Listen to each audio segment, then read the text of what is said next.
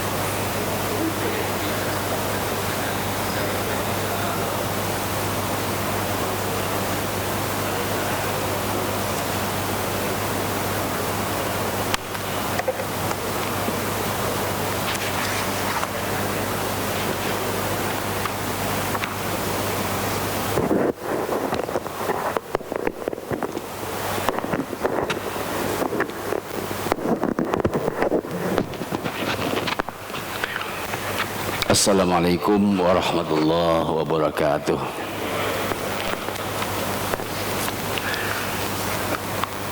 Ala hadihi niyah wa ala kulli niyatin salihah ila hadratil Mustafa Muhammad Rasulullah sallallahu alaihi wasallam.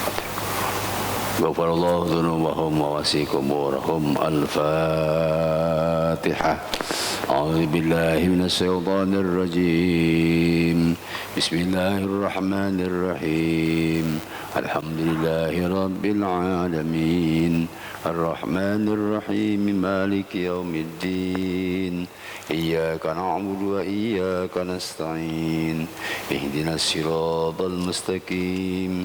Siratal ladzina an'amta 'alaihim ghairil maghdubi 'alaihim waladdallin. Rabbi shrah li sadri wa yassir li amri wahlul 'uqdatam min lisani yafqahu qawli waj'al li waziran min ahli. Allahumma alhimna ilman nafqahu bihi awamiraka wa nawahyaka warzuqna fahman na'lamu bihi kaifan najika ya arhamar rahimin. Allahumma rizqna fahman nabiyyin wa hibban mursalin wa ilhamal malaikati muqarrabin bi rahmatika ya arhamar rahimin walhamdulillahi rabbil alamin. Kita lanjutkan tafsir tematik. Dan hari ini kita akan membahas surat At-Taubah ayat 122.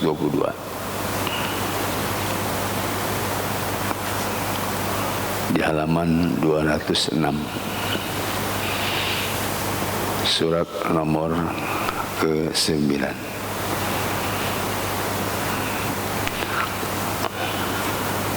Surat At-Taubah ayat 122. Kita baca terlebih dahulu. A'udzu billahi minasy syaithanir rajim.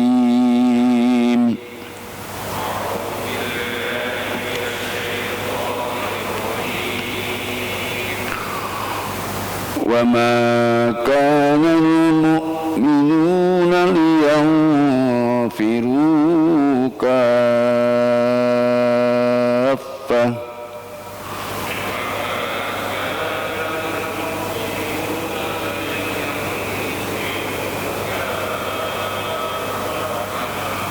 فلولا نفر من كل فرقة منهم طائفة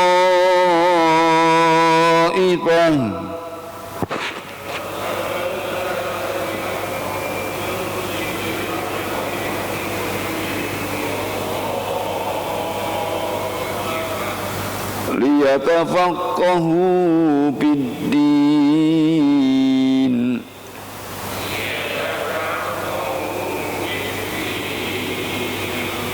ولينذروا ولينذروا قومهم إذا رجعوا إليهم لعلهم يحذرون.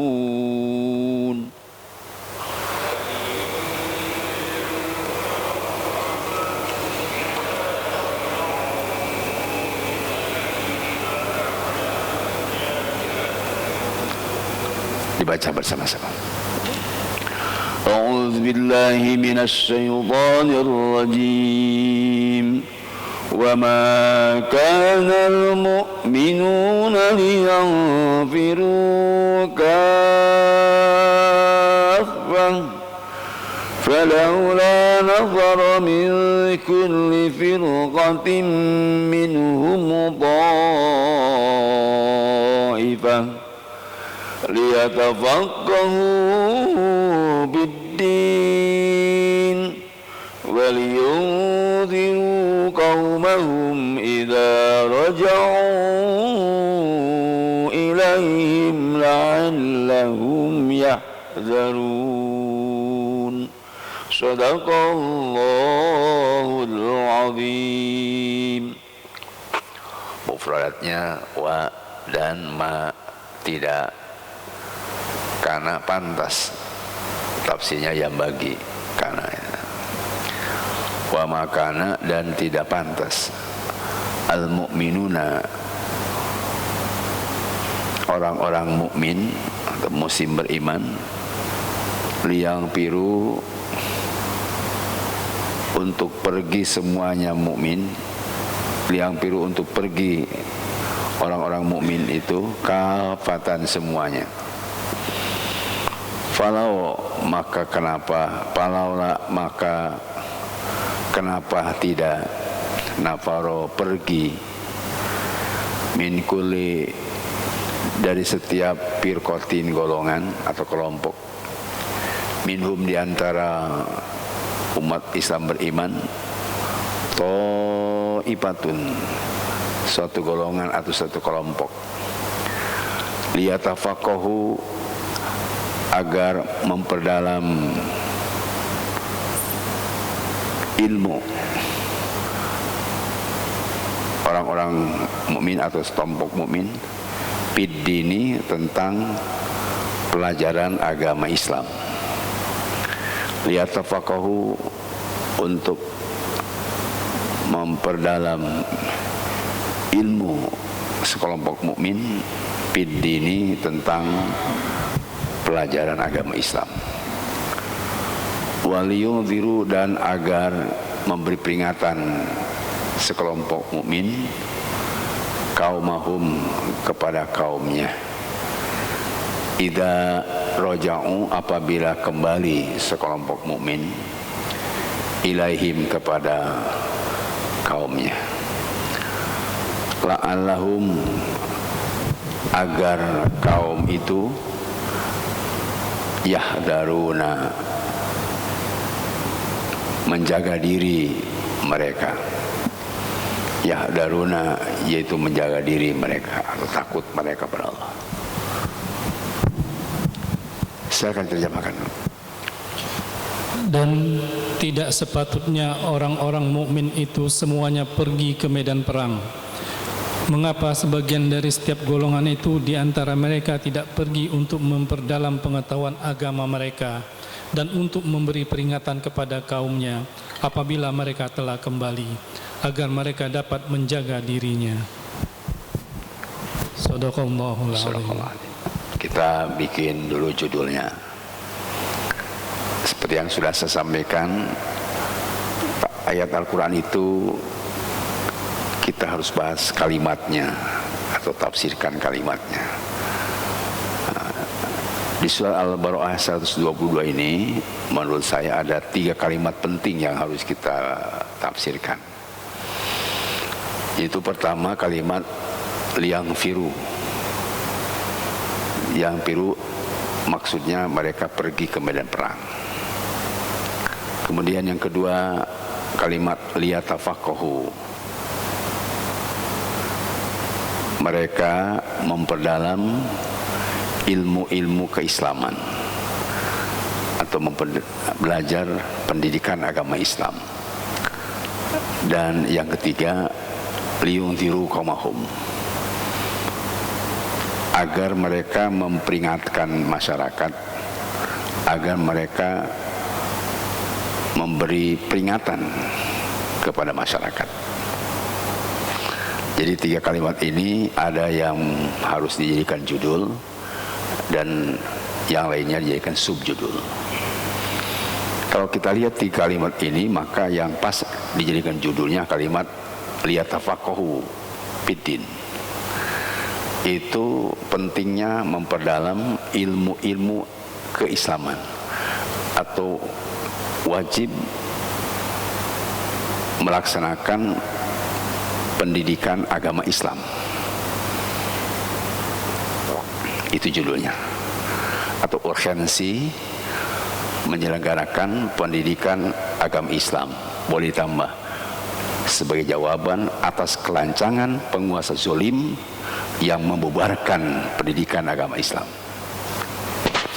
Sedangkan kalimat yang kedua atau yang ketiga, yang pertama atau yang ketiga, itu subjudulnya. Subjudul pertama adalah kalimat liang piru. Kenapa kewajiban menyelenggarakan pendidikan Islam? Karena kaum muslimin pada saat zaman Rasulullah semuanya pergi ke medan perang, sehingga dengan kalimat liang piru disebut tidak pantas semua kaum muslimin pergi ke medan perang. Dulu ketika Rasulullah SAW mau perang Tabuk, karena ada pendapat atau fatwa dari ulama salaf, tidak boleh satupun kaum muslimin yang hidup ketika Rasulullah pergi ke medan perang dia tinggal di rumahnya. Wajib semuanya ikut berperang. Fatwa ini dikemukakan oleh para sahabat pada saat itu. Jadi kaum muslimin tidak boleh tinggal di rumah, harus semuanya pergi ke medan perang. Padahal perang Tabuk kita kenal perang yang sangat sulit. Ini sebetulnya kewajiban perang itu karena ada 3 yang melatar belakangnya. Pertama, surat At-Taubah ayat 41, infiru khifafan wa thiqalan. Umat Islam wajib pergi ke medan perang meskipun dalam keadaan khifaf, ringan karena banyakan, wathiqalah, atau perang itu dalam keadaan berat karena jumlahnya sedikit.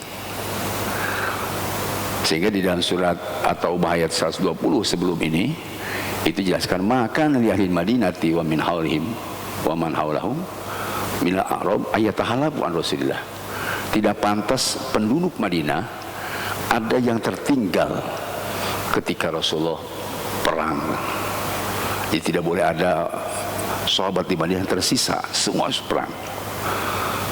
Menurut para ahli tafsir, ayat ini menunjukkan kondisi yang sulit bagi kaum muslimin untuk pergi ke medan perang. Kenapa? Karena tidak semuanya mampu berperang, dan selain mampu, yang mampu pun masih juga dipertanyakan hasil dari perang itu. Karena kalau perang tanpa ilmu maka akan kandas di perjalanan. Maka kemudian menurut ahli tafsir, surat Al-Baqarah ayat 122 ini adalah menasakh, menangguhkan makna kewajiban perang. Ini sebagian ahli tafsir begitu. Yang kedua, ayat 122 surat Al-Baqarah bukan menangguhkan, tapi membagi tugas. Bukan ditangguhkan kewajiban perang, perang tetap wajib, tetapi menurut tafsir kedua dibagi tugas. Ada sebagian yang wajib perang kalau dia memenuhi syarat untuk perang, dan ada sebagian sahabat tidak wajib perang. Itu laksanakan surah Al-Baqarah 122, yaitu tafaqquh fiddin. Tafsir ketiga, justru ayat 122 ini adalah ayat yang mengawali untuk memperdalam ilmu-ilmu keislaman, termasuk ilmu strategi perang. Sebab pengertian tafakuh fiddin artinya memperdalam ilmu keislaman, termasuk ilmu-ilmu atau seluruh aspek ilmu yang berkaitan dengan masalah jihad. Karena tidak mungkin bisa sempurna dan sukses perang tanpa ada ilmu. Dan kalau sudah dipendalam ilmu keislaman, maka perang akan menghasilkan yang maksimal. Itu tafsir yang ketiga.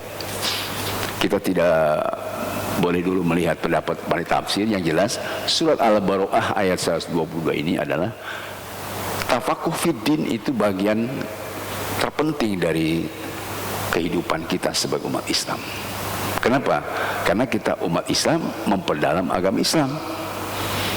Inilah yang dijadikan judul tafakuh fiddin, itu supaya menjadi orang terbaik. Jadi ada kuntum khairu ummatin ukhrijat nas, itu adalah dakwah. Tetapi kalau berdasarkan hadis Nabi, mayuridillahu bihi khairan yufaqihuhu fiddin. Barang siapa umat Islam yang Allah kehendaki dia jadi orang terbaik, maka dia paham tentang agama. Berarti mafhumnya kalau orang tidak paham agama, berarti dia akan menjadi manusia paling jelek. Sebab terbaik itu artinya dari kaum muslimin dibandingkan dengan umat-umat lain. Manusia itu tidak baik dan tidak mulia dan dapat derajat karena beriman. Menurut surat Al-Mujadalah ayat 11, justru baiknya manusia, tingkatan derajat naik itu manusia selain muslim juga harus berilmu. Tanpa ilmu dia tidak akan punya derajat meskipun muslim atau beriman. Makanya yarfa'illah alladzina amanu minkum walladzina utul ilma darajat. Allah akan mengangkat derajat kepada manusia beriman, tetapi orang-orang beriman yang utul ilma, yang Allah telah berikan ilmu. Jadi artinya orang muslim yang tidak berilmu tidak mungkin dia dapat derajat dan tidak akan bisa menyelesaikan berbagai persoalan. Jangan pun yang besar masalah perang, sekecil apapun tidak selesai. Sebab perang itu adalah ujung tombak dari perjuangan, itu disebut qital. Kemarin saya sudah sampaikan di dalam kalimat bahasa Arab itu ada qital, ada jihad. Kalau qital itu kalimat terakhir dari perjuangan. Makanya rumus matematikanya, setiap qital itu pasti jihad. Tidak ada yang perang qital tanpa jihad, tanpa pengorbanan perjuangan. Tapi tidak setiap jihad qital. Sebab ada pengertian jihad tidak qital. Apanya? Ya, ada wajahidu bi amwalikum wa anfusikum. Berjihadlah kamu dengan harta dan raga jiwa. Jadi pengorbanan itu tidak harus dengan perang. Termasuk beli embe, beli sapi dikorbankan juga bisa. Pengorbanan itu. Jadi tidak benar kalau mengatakan jihad itu qital, bukan. Kecuali orang-orang yang fobi Islam, itu memberikan makna yang salah. Setiap umat Islam tidak boleh jihad, atau jihad tidak boleh dipakai oleh umat Islam. Padahal jihad itu bukan qital. Sebab ada yang jihadun nafs, memerangi hawa nafsu, dan jihad dengan harta. Kalau jihad dengan jiwa itu namanya qital. Kita juga dalam ilmu logika saintifik bisa sering dapat contoh. Setiap buah kelapa bulat. Yang namanya buah kelapa itu bulat. Tapi tidak setiap yang bulat buah kelapa kepala juga bulat. Hulu gehi bulat. Lain ya memang mun kelapa bulat memang. Tapi tidak setiap yang bulat kelapa kepala orang juga bulat. Setiap orang yang qital pasti jihad, tapi tidak setiap jihad qital. Begitu. Makanya nanti kalau ada orang mengatakan khilafah itu tidak boleh, itu sama dengan mengatakan jihad tidak boleh. Itu satu rumpun. Kalau orang melaksanakan aturan negara atau aturan satu organisasi, pasti itu pakai siasah, strategi untuk bisa sampai ke taraf yang maksimal. Tetapi ya tadi, tidak setiap orang yang melaksanakan siasah politik, maksudnya tidak setiap orang melaksanakan politik itu bisa dengan sesuai khilafah atau sesuai aturan negara. Sebab ada politik itu ya politik kotor, ada partai yang tidak islami, meskipun Islam harus punya partai, begitu logikanya. Islam harus punya partai, tetapi tidak setiap partai Islam atau PSI Islami. Orang yang melakukan hukum Islam, islamisasinya itu harus berpolitik, sebab ada politik yang tidak islami. Ini Bapak semua, kita harus memahami tentang tafakuh fiddin, karena lagi-lagi kita mewajibkan tafakuh fiddin, belajar agama atau pendidikan agama Islam. Tapi ada pihak-pihak kelompok yang justru berusaha untuk tidak ada pendidikan Islam itu. Sebetulnya sudah 2 minggu saya sampaikan, ini hanya akibat kalau ada orang berpaham tidak boleh ada pendidikan Islam atau pendidikan Islam harus dikebiri, pelajaran-pelajaran yang disebut apa itu teroris atau disebut radikalisme dan sebagainya, itu sebetulnya sebuah akibat dari apa? Akibat dari pergaulan politik yang salah atau pergaulan sosial politik yang salah, akibat dari hadarah kebudayaan yang salah, dan akibat dari pergaulan yang salah. Saya kemarin pernah nyontohkan bahwa orang Barat itu, ya, Barat yang sekuler itu menganggap umat Islam Indonesia ini ada 4 kelompok. Ada yang disebut radikalisme atau kelompok orang fundamentalisme atau fundamentalis kata mereka, yang anti demokrasi, yang tidak setuju kepada feminisme, tidak setuju kepada westernisasi. Mereka hanya patuh kepada aturan sendiri, yaitu Quran hadis, sehingga mereka menuduh bahwa kelompok ini kelompok sadis, kelompok teroris. Ini orang Barat sekuler, ada yang memandang kelompok Islam yang tadi fundamentalis. Tetapi mereka juga ada mengatakan bahwa Islam Indonesia ini ada yang tradisionalis. Tradisionalis itu yang melakukan umat Islam yang melakukan tradisi-tradisi atau budaya-budaya leluhur, yang masih ada kejawennya, yang patuh kepada orang tua meskipun salah, patuh kepada kebudayaan nenek moyang meskipun keliru.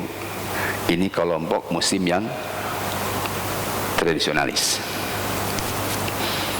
Kemudian ada muslim yang dianggap oleh mereka muslim modernis. Muslim modernis ini dianggap oleh mereka muslim moderat, sehingga bisa mudah untuk diajar kompromi dan dirangkul oleh mereka muslim moderat ini. Sehingga tadi banyak menafsirkan kalimat-kalimat Arab atau Islam, kalimat-kalimat dari bahasa Arab yang disalahgunakan. Sebab apa? Mereka kalau mengartikan kalimat-kalimat Quran atau Al-Hadis tidak sesuai dengan kehendak mereka, tidak dianggap modernisasi, tidak dianggap modern kalau hanya mengikuti teks-teks Al-Quran, teks-teks hadis dan bahasa Arab yang tidak sesuai dengan keinginan mereka. Misalnya saja mereka mengartikan wasatiyah. Pada wasatiyah itu kan soal Al-Baqarah 3 itu du ilmin wa amalin. Wasato itu orang muslim yang punya ilmu dan iptek. Tapi mereka mengartikan wasatiyah itu yang toleran. Wasatiyah itu yang punya keinginan untuk merangkul semua orang, yang bisa merangkul semua budaya, yang bisa merangkul semua kejadian dan bisa merangkul semua agama. Itu mereka mengartikan wasatiyah, padahal dari bahasa Arab. Seperti dari kata jihad. Jihad itu dianggap oleh mereka suatu yang tabu, sehingga mereka berusaha untuk menghilangkan kata-kata itu. Tetapi orang Barat juga mengatakan ada Muslim yang sebut Muslim kapitalis. Itu para birokrat, para pengusaha yang memang sudah gampang dipelintir oleh Barat kapitalis. Makanya saya sering menyampaikan di surah Al-Baqarah 177, laisal biru antuwalu wujuhakum qiblal masyriq wal maghrib. Tidak pantas dan tidak boleh umat Islam menghadapkan dirinya ke masyriq. Masyriq itu ke timur jauh atau komunis, wal maghrib dan ke barat kapitalis. Walakinal birra man amana billah wal yawmil akhir wa talmal ala khubi ayah. Umat Islam harus punya pendirian di garis tengah lurus untuk menuntaskan tugas pokok dan jihad sesungguhnya, yaitu perjuangan, pengorbanan dan sampai ke tahap terakhir. Sebab yang namanya jihad bana qital itu ada di Quran. Ya ayuhan nabi jahilul kufar wal munafikin. Wahai nabi, perangi itu orang kafir dan munafik. Jadi ada jihad itu, jihad qital. Tetapi dikaitkan dengan surat Al-Hajj 39, udina lilladzina amanu kutilu bi'annahum dzulimu. Diizinkan atau wajib umat Islam itu berperang kalau sudah didolimi. Jadi kalau ada kedoliman, ada perang. Kalau tidak ada kedoliman, tidak ada perang itu. Jadi selama masyarakat memahami tentang ini bangsa, negara dan masyarakat aman, damai, sejahtera, tidak ada perang. Tapi kalau masyarakat sudah dianggap penguasa, rakyat, zolim, hianat, dan ada kecurangan, penyimpangan, maka wajib adanya perang. Meskipun tadi ada defensif, ada ofensif. Kita mungkin gosul fikir sekarang, perang intelektual, perang pemikiran, dan perang konsep, perang teori. Daripada tadi perang ofensif, terbuka, itu yang lebih, maksud saya kalimat liyatafaqahu fiddin. Kita harus memperdalam ilmu-ilmu keislaman dalam berbagai hal, termasuk belajar tadi tentang sistem peperangan. Bapak-bapak semua, jadi ayat ini sekali lagi surah Al-Baqarah ayat 122, liyatafaqahu fiddin ini bagian terpenting untuk kita laksanakan dengan baik. Tetapi tak mungkin kita melaksanakan tafaqquh fiddin kalau tidak dibarengi dengan syarat-syarat lain. Tafaqquh fiddin itu minimal, kalau Imam Ali ada 6 syaratnya. Pertama, tafaqquh fiddin itu ada input murid yang baik, yang cerdas, yang sehat, dan punya nawa itu tulus, punya cita-cita himma aliyah, sehat mental, sehat fisik, sehat jiwa, dan tulus. Ini syarat yang pertama. Kedua, ada ijtihadun, ada kesungguhan di dalam berjuang, yaitu dalam belajarnya. Kesungguhan dalam aspek tadi, misalnya tidak hanya ikut kepada pendapat orang, tetapi juga kesungguhan pendapat para ulama. Tidak hanya ikut kepada pendapat orang-orang kiri, tetapi harus ikut kepada pejuang orang kanan. Tidak ikut kepada para pejuang yang bengkok atau sebut pecundang, pahlawan kesiangan, tetapi harus ikut kepada pahlawan yang sejati. Ini kesungguhannya ke sana. Itulah tadi mana jihad atau mujahadah, kesungguhan. Itu syarat yang kedua. Syarat yang ketiga, harus ada istibar, tahan banting, sabar, hilim, tawakal. Ini bagian sifat-sifat mahmudah, sifat terpuji, harus dimiliki oleh calon pendidik dan mungkin juga calon tanah pendidikan. Kemudian yang keempat, harus ada sarana bulughah. sarana inilah dimaksud kalau kita wajib membuat lembaga, wajib membuat kaderisasi ulama, maka harus ada lembaga kader ulama. Kalau kita mencanangkan ada 1 juta tahfidz, maka kita wajib menjalankan lembaga tahfidzul Quran. Kalau kita mencanangkan 1 juta ahli tafsir, maka berarti kita wajib membuat lembaga ahli tafsir, dan seterusnya. Jadi yang keempat ini berkait kepada sarana. Dana juga harus ada. Masalahnya sekarang ini kalau ada syarat yang 3, tetapi kalau sarananya tidak ada, tidak akan jalin, tidak akan sukses dengan baik. Sedangkan yang kelima ini mursyid, artinya guru yang capable, dosen dan kiai ulamanya, alim ulamanya betul-betul sesuai dengan konsep syariah. Apa maksudnya? Ridholillah, ridholillah yabtagi mardhatillah, mencari ridha Allah, li'ilai kalimatillah ulia. Jadi perjuangannya calon ulama atau para ulama harus ibtigoan mardhatillah, hanya mencari ridha Allah, tidak dengan mencari yang lain. Selain keilmuan, wawasan keilmuan, tafakuh fiddin, juga dia harus punya sikap yang sama dengan para pejuang, pelanjut para nabi, pelanjut para rasul. Ini syarat yang kelima. Kemudian syarat yang keenam, harus turut zaman. Belajarnya proses berkelanjutan atau tahapan-tahapan, dari TK, SD, SMP, SMA, Raudatul Atfal, Ibtidaiyah, Sanawiyah, Aliyah, harus semuanya itu melalui konsep agama dan harus dididik dengan agama. Namanya dua dini. Kalau diniyah itu tidak ada pendidikan agama, berarti bukan diniyah. Seperti agama itu 3, wa ta'allama ilman yusahitu akadan, wa ta'allama ilman yusahitu atan, wa aqidatan wa mirata qalbika paskula. Disebut diniyah itu adalah ilmu agama yang membuat tauhid, yaitu akidah di hati. Kedua, yusahitu atan, fikih yang bisa menghasilkan taat. Dan wa mirata qalbika, ilmu cermin hati, yaitu untuk membersihkan sifat-sifat tercela. Ini yang disebut tadi diniyah. Dan kalau sekarang ada orang yang akan menghilangkan pendidikan agama Islam di diniyah, berarti itu bukan umat Islam dan berusaha wajib tobat. Sebab diniyah itu, din itu 3, akidah, syariah, dan akhlak. Bukan diniyah namanya kalau tidak ada pendidikan agama.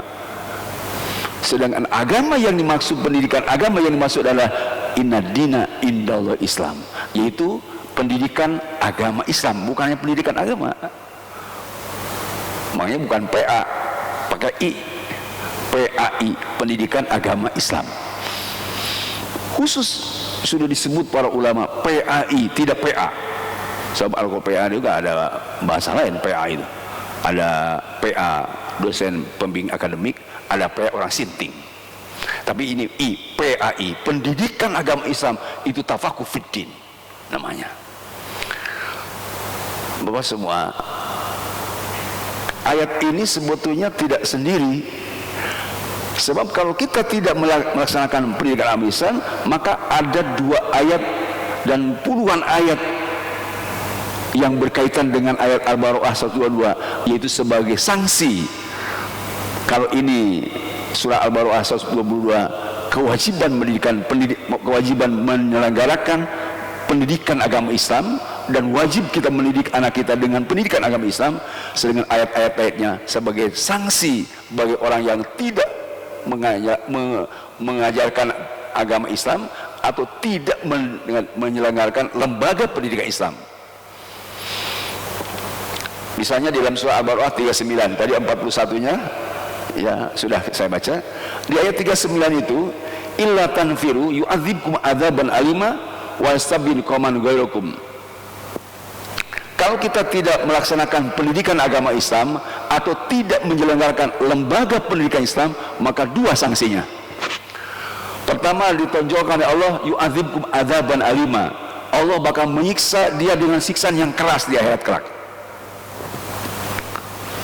kedua, yastabdil qauman ghairukum. Kalau tidak ada pendidikan Islam atau tidak ada lembaga pendidikan Islam, maka Allah akan mengganti kamu dengan yang lain, akan mengganti agama kamu dengan agama yang lain. Kalau kamu tidak belajar pendidikan Islam dan tidak menyelenggarakan pendidikan Islam, maka akan diganti bangsa kamu akan diganti dengan bangsa lain. Malah di dalam surat Muhammad, summa la takun amsalakum, bedanya. Kalau surat Al-Baqarah 39 tidak ada summa la takun amsalakum. Itu yang mengganti kamu bukan seperti kamu.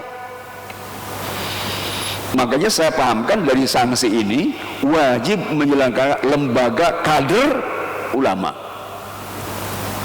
Bukan hanya lembaga pendidikan Islam, khusus PKU, pendidikan kader ulama. Sebab kalau bukan ulama tidak bisa menyelesaikan persoalan. Karena yang menyelesaikan persoalan Nabi dan Rasul. Sedangkan pewaris Nabi dan Rasul itu ulama, yang sudah saya baca kemarin hadisnya. Al ulama'u warasatul anbiya. Ulama itu pewaris Nabi. Wa anal anbiya lam yurasu dinaron wal dirhaman. Nabi tidak mewariskan duit, tidak mewariskan dinar dan dirham. Wa innama yurasul ilma. Nabi dan Rasul mewariskan ilmu. Paman akhadahu bihadin wafir. Barang siapa orang yang mengambil posisi ilmu, ingin jadi ulama, akhada bihadin wafir, dia sudah mendapatkan keuntungan yang besar, sudah mendapatkan keberuntungan yang hebat, sudah mendapatkan kesejahteraan yang abadi, sudah mendapatkan nilai positif baik dari kehidupan sosial maupun kehidupan spiritual dan kehidupan intelektual. Orang yang memperdalam agama akan menjawab 3 hal: kecerdasan spiritual, kecerdasan intelektual, dan kecerdasan sosial. Kalau tidak belajar ilmu agama, dia tidak bisa melanjutkan 3 hal. Dan kita sekarang lebih banyak dihadapkan kepada kecerdasan intelektual. Bagaimana cara pola pikir kita? Ghazwul fikri, pemikiran kita tentang Islam sekarang. Bukan hanya sekadar mikir, tapi pemikiran kita tentang Islam. Sebab ini Islam sekarang, ya menurut saya sudah banyak kendala. Itu dari aspek satu ayat surat baru ayat 39. Ada kalimat yang sangat menukik tentang khusus di Indonesia. Khusus di Indonesia, kalau kita tidak menyelenggarakan pendidikan Islam atau tidak menyelenggarakan lembaga pendidikan Islam, baca surat Al-Isra 16. Ini khusus berkaitan dengan sosial politik. Idza aradna an nuhlika qaryatan amarna mutrafiha papasaku fiha fahaqala qaul pada mantabiro. Ini khusus. Kalau di Indonesia umat Islam tidak belajar agama Islam, tidak menyelenggarakan lembaga pendidikan Islam, maka ayat Al-Isra 16 ini akan menimpa kita. Idza aradna an nuhlika qaryatan, apabila kami ingin menghancurkan suatu bangsa, suatu negara, termasuk bangsa Indonesia dan negara Nusantara, dari Sabang sampai Merauke. Kalau kami ingin menghancurkan bangsa Indonesia, amarna mutopia, kami perintahkan para kaum elitnya, pengusaha supaya mengorbankan hartanya, ulama supaya mengorbankan ilmunya, penguasa supaya mengorbankan kebijakannya, berbuat adil. Kalau 3 komponen tidak melaksanakan dengan baik, maka tunggu kehancurannya. Apalagi komponen terakhir, orang-orang Pukoro harus bergerak cepat untuk mengantisipasi ketiga kelompok ini. Siapa Pukoro itu? Orang-orang awam, masyarakat harus bergerak cepat. Kalau tidak bergerak cepat, 3 komponen ini sangat membahayakan. Makanya wadam mantabiro, kalau ulama tidak mengembangkan ilmunya, umaro tidak berbuat kebijakan yang benar, para pengusaha tidak mengorbankan hartanya, dan Pukoro sudah tinggal diam, tidak mau berbuat perubahan, maka dammarnahu tadbiro. Indonesia, firman Allah, kami akan hancurkan dengan sehancur-hancurnya. Ini surah Al-Isra 16. Hadirin rahimakumullah, saya tetap akan mengulangi tentang apa yang saya tahu. tadi kalimat di hadis itu, mayuridillah bi khairan yufaqihu fiddin. Barang siapa orang yang Allah akan jadikan orang baik, maka dia ngerti agama. Sampai Rasulullah ketika bertemu dengan Ibnu Abbas, hanya dua doa dari Rasulullah kepada Allahumma faqih fiddin walimu ta'wil. Ya Allah, mudah-mudahan Abdullah bin Abbas ini ngerti tentang agama dan mampu menafsirkan Al-Quran dan hadis. Jadi kita tidak hanya tafakuh fiddin tadi dengan cara lain, tetapi sumbernya adalah mampu mentafsirkan Al-Quran dan mampu mentafsirkan hadis. Itu adalah sumber potensial yang sudah kita hilang, Quran dan hadis. Jadi ilmu tafakuh fiddin bersumber daripada penafsiran-penafsiran yang sesuai dengan aturan yang dibawakan para ulama dulu. Jadi tidak takwil tafsir, tapi takwilnya tidak tafsir takwil, tapi takwilnya tafsir. Tidak menafsirkan dengan ro'yu, tapi ro'yu kita harus sesuai dengan Al-Quran. Kalau Quran disesuaikan dengan ro'yunya bahaya. Itu tafsir mana takwil. Harusnya takwil mana tafsir. Akal kita, kemampuan kita harus sesuai dengan Quran. Sekarang banyak masyarakat yang sudah meninggalkan itu. Yang terakhir, bagaimana sikap kita sekarang tentang kondisi sekarang ini? Nah, maka saya mengharap ada realisasinya. Ya, pertama saya mengharap kepada jamaah ini, kalau tidak bisa untuk yang lain, yang besar, dari kita, dari yang kecil. Apa itu dari yang kecil? Minimal ya kita sebagai umat Islam untuk selalu ada di pihak orang yang belajar ilmu atau penuntut ilmu. Kemarin sudah saya baca hadisnya. Bagaimana itu penuntut ilmu? Sampai di zaman salakabi torikon yaltamisu bi ilman salakabi torikon al jannah. Barang siapa orang yang berjalan untuk mencari ilmu dari rumah ke masjid, itu sama dengan dia dari rumah ke surga. Wa anal malaikata la tadau ajhataha li talab ilmi ridho li talab ilmi. Dan para malaikat ridho menebarkan sayapnya untuk orang yang belajar menuntut ilmu. Jadi kita dari rumah ke sini tadi tidak hanya naik kendaraan atau mobil atau motor, tapi naik sayap malaikat. Itu bagi para muta'alimnya, orang yang belajarnya. Alimnya bagaimana alimnya? Yang ngajarnya. Wa annahu la yastaghfirun li alim ilmi man fis samawati wa man fil ardi hatal hitani fil bahri. Sungguh para malaikat yang di langit dan di bumi, seluruh hewan dan binatang yang ada di air dan di darat, di udara, semuanya memohon ampun kepada Allah untuk yang ngajar ilmu. Jadi guru lain lagi, Pak. Selain menaik tadi sama dengan menuju surga, sudah dapat doa dari para malaikat. Dan bedanya juga ulama dengan alim dengan muta'alim beda. Kalau alim itu annal alim mathul alim ala abid kamistil qamar lailatul wadal ala sa'il kawakib. Perumpamaan guru dengan murid, alim ulama dengan yang bodoh, yang ahli ibadah bodoh, itu sama dengan dibandingkan bulan purnama dengan bintang-bintang lain. Jadi kalau guru itu memang bulan purnama namanya badru, namanya bukan badru subki, badru. Al-badar itu bintang atau bulan purnama. Sedangkan yang belajarnya meskipun ahli ibadah itu sa'il kawakib, seperti bintang-bintang biasa. Tapi meskipun biasa ya bintang lah. Sejeleknya bintang baguslah, asal jangan bintang 7.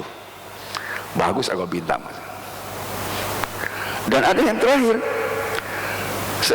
bahwa kita dituntut oleh Allah karena banyak fitan. Satakunu fitatun kalil mudlim, nanti akan terjadi bencana yang begitu dahsyat. Illa man ahdallahu bil ilmi, kecuali akan dipelihara dari fitnah yang dahsyat orang yang selalu menuntut ilmu.